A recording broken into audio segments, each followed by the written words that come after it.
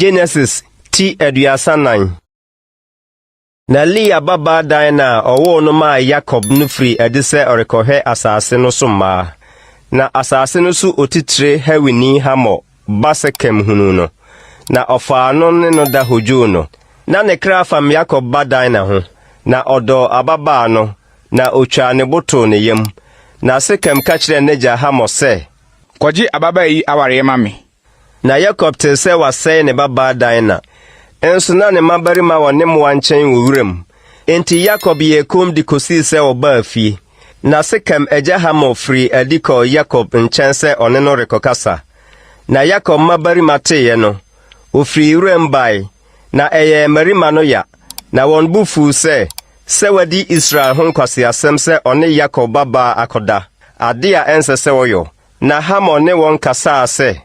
Biba Shechem kra fam mo baba no ho besra mu momfa no ma no aware. Na mo ni ye ni ayeware. Na momfa mo mama yen.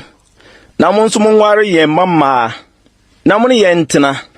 Na sase na da mo anim yi. Mo tena so nyoso adwuma nya so ade. Na Shechem ka kire Dinah na jane ni nuanom se. Mama me nya mo anim adom. Na biribiara mo beseme no. Mema. Monye me etire ade dodo ne achede biara. Na biribiara mo beseme no. Mema. Na momfa ababa no ma me aware. Na Jacob mabarima no kasa de na ada abuya Shechem ne neja hamo. Efrise wagu wonu ba Dinah ho fi. Na woka kire won se. Yentumi saade yiyo. Se ade yenua bema obarima oye momronto. Efrise no ya hohora amayen. Na yemu nko na yebepene mo se mo bedane ayese yen. Na wotwetwa mumu merema nyina twetia. Eno na yede ye mama be mamo. Na ya befa mo mama nso aware. Na ye ne mo atena. Na ya ye oman kro. Na se mo antie yen. Na mo twetwa twetia. Ene ye befa yen baba akọ. Na wonsem no so hamo ne hamo ba Shechem ani.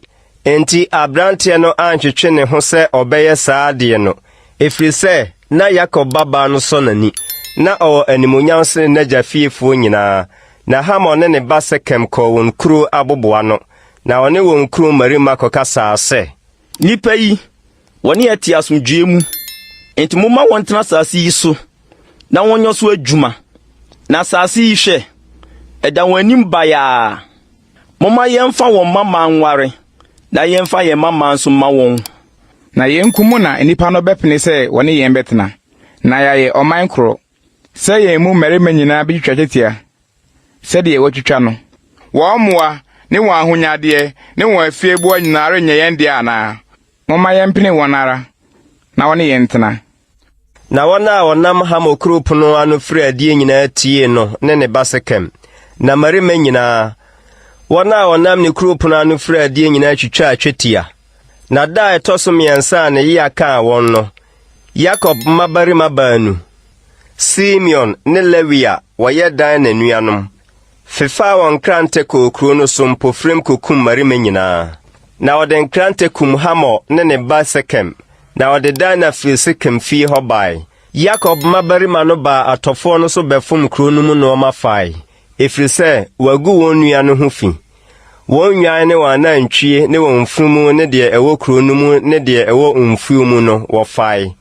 Na wona de nyina ne won ma nyina ne won yerenom. Wo fa won no mu mfom de ewo fie nyina.